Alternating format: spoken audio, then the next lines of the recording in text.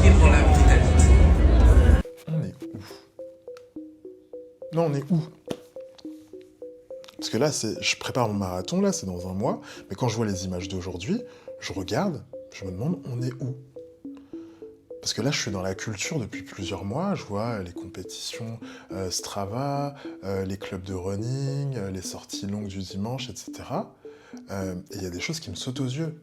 Pourquoi est-ce que les corps racisés, il y en a si peu? Je dis pas qu'on est absent, on est dans les campagnes de pub, des marques, les Renoir foncés, les hijab Nike, Decathlon et tout, pas de souci. Mais dans les sas, dans les clubs du dimanche matin, eh ben, je trouve qu'on est beaucoup moins. On n'est pas invisible, mais on est beaucoup moins.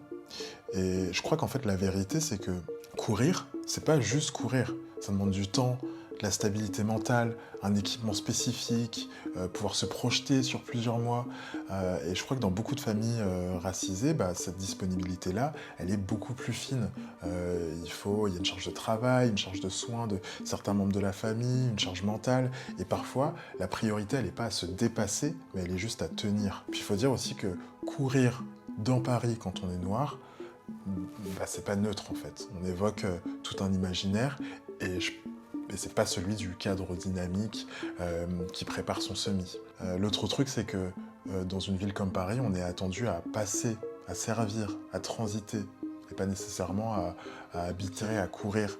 Et ça aussi, je pense que ça joue aussi dans le regard qu'on se porte. Et puis un autre truc auquel je pense, c'est que courir vers un objectif invisible, se purifier dans l'effort, tenir dans la douleur, moi ça m'évoque tout un imaginaire qui sont pas des valeurs qui sont nécessairement universelles en fait. Certaines cultures qui vont plus favoriser le faire ensemble, le lien, plutôt que la performance. Pierre Bourdieu, dans l'Indistinction, il disait que le sport, comme la culture, c'est un capital qui se transmet, qui s'hérite.